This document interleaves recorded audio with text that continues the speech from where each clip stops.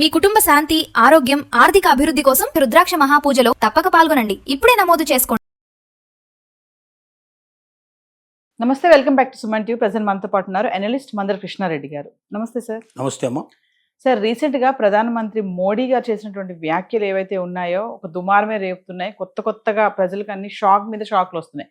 ఇప్పుడు మళ్ళీ ప్రజెంట్ ఏంటంటే గోల్డ్ ఏమో 1 year వరకు కొనొద్దని చెప్పారు. దాని తర్వాత క్రూడ్ ఆయిల్ పెరిగిపోయింది, దిగుమతి సుంకాలని పెంచేశారు. దాంతో బంగారం ధరలు కూడా పెరిగి మళ్ళీ తగ్గుతున్నాయి, మళ్ళీ పెరుగుతున్నాయి.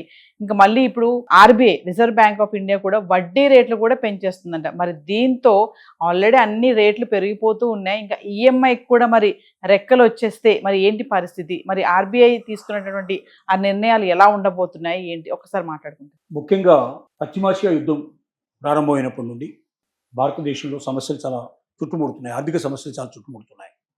మన దగ్గర ఉన్నటువంటి విదేశీ మార్కెట్ నిల్వలు మ్యాక్సిమం తగ్గిపోతున్నాయి. అందుకే 10వ తారీఖు హైదరాబాద్కు వచ్చినప్పుడు ప్రధానమంత్రి గారు వీటన్నిటి మీద తెలియజేస్తూ భారతీయులు సిద్ధంగా ఉండాలి, వీలైనంత వరకు బంగారం కొనకూడదు, 1 సంవత్సరం పాటు బంగారం కొనడం ఆపేసేయండి.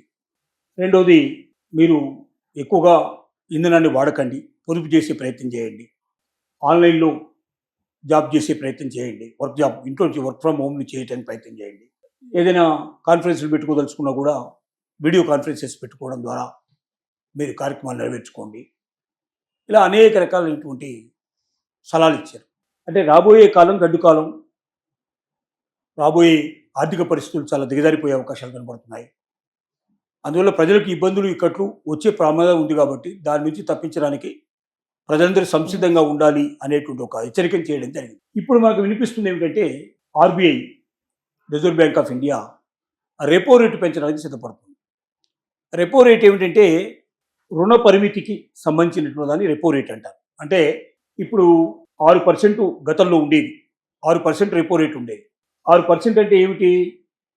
మనకు 6% అంటే అంత అమౌంట్ మాత్రమే ఉంచుకొని మిగిలినటువంటి అమౌంట్ని లోన్స్ ఇచ్చుకోవడానికి పాసిబిలిటీ ఉంటుంది అన్నట్టు బ్యాంకు లోపల.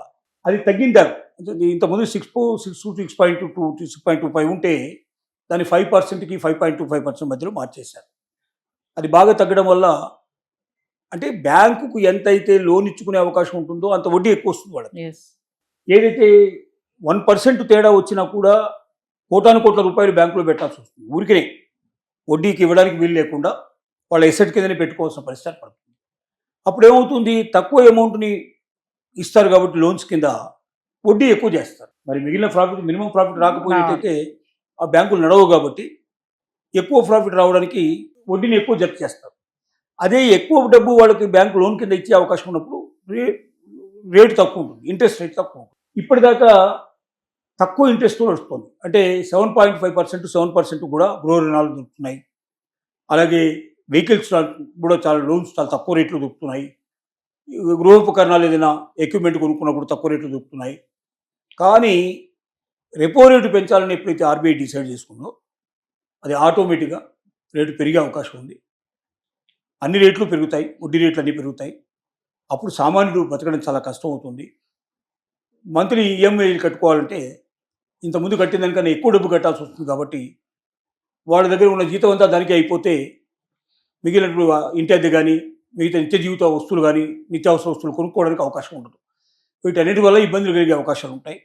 ఆ పరిస్థితి తొందరలోనే వస్తుందని మనకు అర్థమవుతుంది. ప్రధానమంత్రి మోడీ గారు చేసినటువంటి వ్యాఖ్యలు ఏవైతే ఉన్నాయో ఒక దుమారమే రేపుతున్నాయి. కొత్తగా ప్రజలకు అన్ని షాక్ మీద షాక్లు వస్తున్నాయి. ఇప్పుడు మళ్ళీ ప్రజెంట్ ఏంటంటే గోల్డ్ ఏమో 1 year వరకు కొనొద్దని చెప్పారు. దాని తర్వాత క్రూడ్ ఆయిల్ పెరిగిపోయింది, దిగుమతి సుంకాలని పెంచేశారు. దాంతో బంగారం ధరలు కూడా పెరిగి మళ్ళీ తగ్గుతున్నాయి, మళ్ళీ పెరుగుతున్నాయి. ఇంకా మళ్ళీ ఇప్పుడు RBI, reserve bank of India కూడా వడ్డీ రేట్లు కూడా పెంచేస్తుందంట. మరి దీంతో ఆల్రెడీ అన్ని రేట్లు పెరిగిపోతూ ఉన్నాయి. ఇంకా ఈఎంఐకి కూడా మరి రెక్కలు వచ్చేస్తే మరి ఏంటి పరిస్థితి? మరి ఆర్బీఐ తీసుకున్నటువంటి ఆ నిర్ణయాలు ఎలా ఉండబోతున్నాయి ఏంటి? ఒకసారి మాట్లాడుకుంటాం. ముఖ్యంగా పశ్చిమాసియా యుద్ధం ప్రారంభమైనప్పటి నుండి భారతదేశంలో సమస్యలు చాలా చుట్టుముడుతున్నాయి. ఆర్థిక సమస్యలు చాలా చుట్టుముడుతున్నాయి. మన దగ్గర ఉన్నటువంటి విదేశీ మార్కెట్ నిల్వలు మ్యాక్సిమం తగ్గిపోతున్నాయి. అందుకే 10వ తారీఖు హైదరాబాద్కు వచ్చినప్పుడు ప్రధానమంత్రి గారు వీటన్నిటి మీద తెలియజేస్తూ భారతీయులు సిద్ధంగా ఉండాలి, వీలైనంత వరకు బంగారం కొనకూడదు, 1 సంవత్సరం పాటు బంగారం కొనడం ఆపేసేయండి. రెండవది, మీరు ఎక్కువగా ఇంధనాన్ని వాడకండి, పొదుపు చేసే ప్రయత్నం చేయండి, ఆన్లైన్లో జాబ్ చేసే ప్రయత్నం చేయండి. ఇంట్లో నుంచి వర్క్ ఫ్రమ్ హోమ్ చేయడానికి ప్రయత్నం చేయండి. ఏదైనా కాన్ఫరెన్స్లు పెట్టుకోదలుచుకున్నా కూడా వీడియో కాన్ఫరెన్సెస్ పెట్టుకోవడం ద్వారా మీరు కార్యక్రమాలు నెరవేర్చుకోండి. ఇలా అనేక రకాలైనటువంటి సలహాలు ఇచ్చారు. అంటే రాబోయే కాలం గడ్డు కాలం, రాబోయే ఆర్థిక పరిస్థితులు చాలా దిగజారిపోయే అవకాశాలు కనబడుతున్నాయి. అందువల్ల ప్రజలకు ఇబ్బందులు ఇక్కట్లు వచ్చే ప్రమాదం ఉంది కాబట్టి దాని నుంచి తప్పించడానికి ప్రజలందరూ సంసిద్ధంగా ఉండాలి అనేటువంటి ఒక హెచ్చరికను చేయడం జరిగింది. ఇప్పుడు మనకు వినిపిస్తుంది ఏమిటంటే RBI, reserve bank of India repo rate పెంచడానికి సిద్ధపడుతుంది. రెపో రేట్ ఏమిటంటే రుణ పరిమితికి సంబంధించినటువంటి దాన్ని రెపో రేట్ అంటారు. అంటే ఇప్పుడు 6% గతంలో ఉండేది, 6% రెపో రేట్ ఉండేది. 6% అంటే ఏమిటి?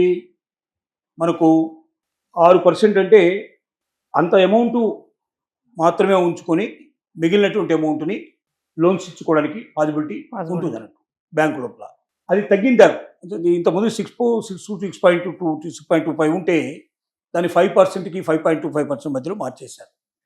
అది బాగా తగ్గడం వల్ల అంటే బ్యాంకుకు ఎంతైతే లోన్ ఇచ్చుకునే అవకాశం ఉంటుందో అంత వడ్డీ ఎక్కువ వస్తుంది వాళ్ళకి.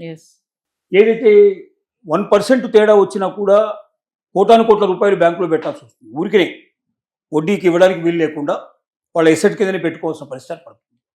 అప్పుడు ఏమవుతుంది? తక్కువ అమౌంట్ని ఇస్తారు కాబట్టి లోన్స్ కింద వడ్డీ ఎక్కువ చేస్తారు. మరి మిగిలిన ప్రాఫిట్, మినిమం ప్రాఫిట్ రాకపోయేటైతే ఆ బ్యాంకులు నడవవు కాబట్టి ఎక్కువ ప్రాఫిట్ రావడానికి వడ్డీని ఎక్కువ జప్తు చేస్తారు.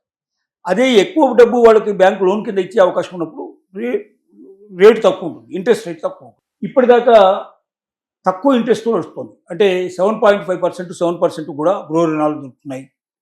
అలాగే వెహికల్స్ కూడా చాలా లోన్స్ చాలా తక్కువ రేట్లు దొరుకుతున్నాయి.